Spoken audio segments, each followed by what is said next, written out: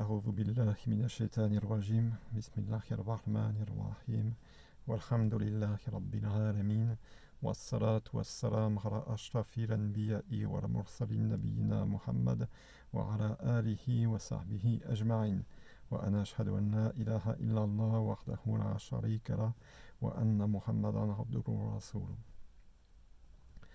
اللهم لا سهل إلا ما جعلته سهلا وأنت تجعل الحزن إذا شئت سهلا سبحانك لا علم لنا إلا ما علمتنا إنك أنت العليم الحكيم.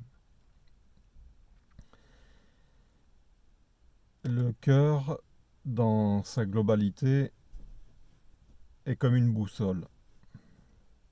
Au nord est l'esprit divin, Ruh, dont la seule raison d'être est de retourner à Allah, subhanahu wa ta'ala. Au sud est l'âme charnelle, Nafs, dont la seule raison d'être est la satisfaction des passions et des besoins corporels. Ruh exprime les attributs divins, amour, pardon, miséricorde, patience. Nafs exprime tous les traits du caractère humain qui inclinent au péché. Orgueil, jalousie, colère, avarice, égoïsme, impatience, etc., etc., etc. Au milieu du cœur se trouve le cœur du cœur. C'est le siège du libre arbitre où s'exprime l'intention et le choix des actions prédestinées par Allah, subhanahu wa ta'ala. Et c'est là qu'est l'aiguille de la boussole, le point d'équilibre entre les deux pôles. Et selon les choix et intentions, cette aiguille inclinera tantôt vers Ruh, tantôt vers Nafs. Car l'homme, comme être animé, est conçu autour de cette tension permanente entre ces deux pôles, qui sont harmonieusement répartis et qui constituent l'âme humaine dans sa globalité. Wa nafsin wa ma sawwaha fa'alhamaha fujuraha wa taqwaha. Et par l'âme, et celui qui l'a harmonieusement façonné, lui a inspiré son immoralité et sa piété. Ainsi, le mot Nafs dans Surat Ash-Shams sert à désigner l'ensemble des deux pôles, esprit divin et âme charnelle instigatrice du mal. Et c'est seulement par métonymie que le mot Nafs est employé couramment pour désigner l'âme instigatrice en opposition à Ruh. Sachant qu'à la base il n'y a que Ruh et que l'âme charnelle n'en est que la partie altérée, dégradée au fur et à mesure qu'elle sert les besoins triviaux du corps. Car au fur et à mesure qu'elle sert les besoins du corps, cette partie de Ruh s'en détache, s'agglomère au bas du cœur et forme Nafs. Et c'est ainsi que se forme la personnalité, le caractère humain dans tout ce qu'il a de malsain et d'égoïste, et surtout dans ce qu'il détourne d'Allah, Azza wa Jal. Passion terrestre et amour du bas monde, mauvais penchant, traits du mauvais caractère, etc., etc. Et c'est sur la base de Nafs que se développent notamment tous les troubles psychiques et comportementaux qui, par le waswas de shayatin, peuvent évoluer en névrose, voire en psychose. Et il convient de distinguer trois catégories de shayatin. Le shaitan intérieur, al-qarin, qui se développe avec Nafs et circule dans le sang un peu comme une bactérie.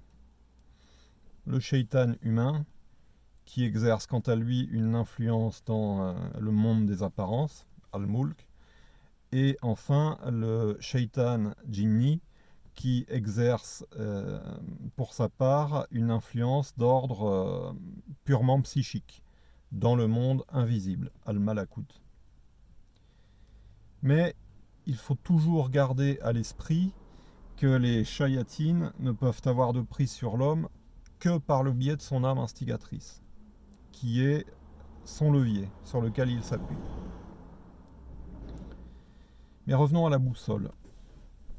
Le cœur du cœur, donc, par cette répartition parfaite entre ruh et nafs, est amené à osciller de l'un à l'autre, même si originellement il n'y a que ruh et l'inclination vers Allah. Et c'est seulement au gré de son évolution, au fur et à mesure qu'il satisfait ses besoins corporels et qu'il y prend goût, que l'homme, mu par son ego, se détache de sa prime nature angélique en développant et cultivant son âme instigatrice. Alors les deux pôles sont formés et parfaitement répartis. Et cela est tout à fait normal.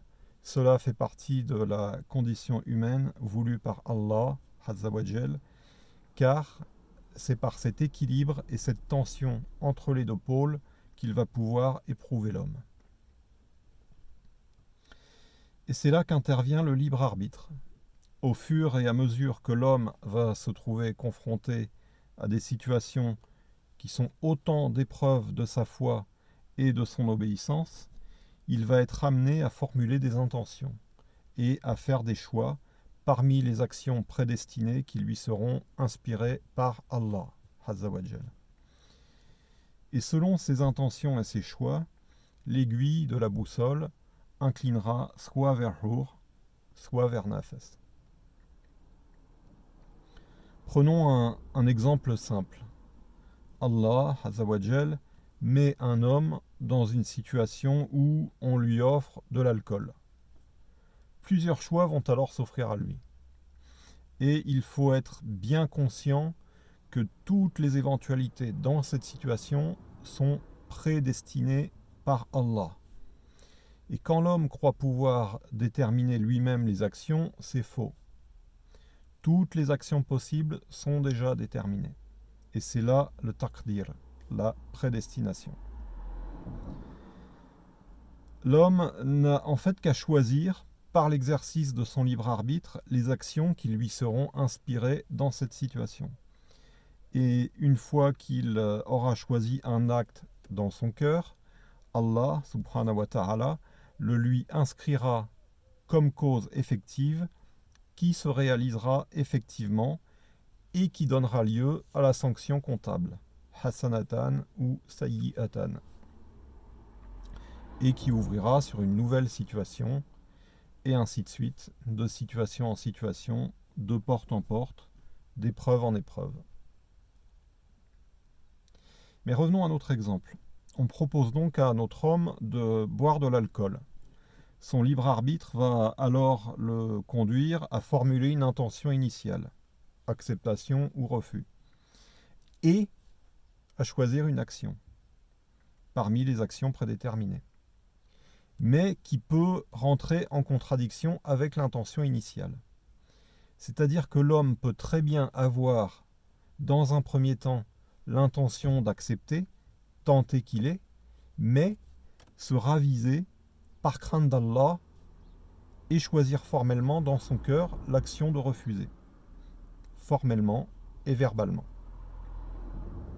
Alors Allah, Azza wa Jal, va inscrire ce choix comme cause effective et l'homme va effectivement refuser, par la langue, cette incitation au péché et prendre les hasanatan correspondant à une bonne action entière, conformément à ce que nous révèle le hadith en la matière.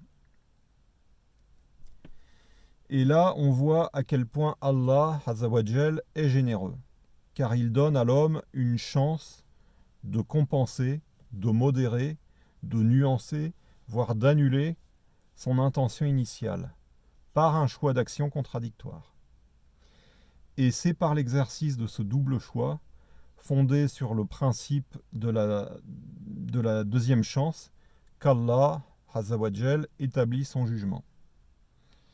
Et c'est là ce qu'on appellera le double critère du jugement divin.